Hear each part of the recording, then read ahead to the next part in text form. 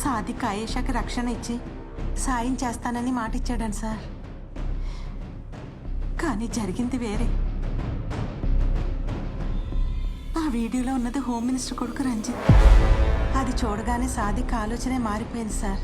అతనికి బంగారం లాంటి ఛాన్స్ దొరికింది. ఇంకేముంది,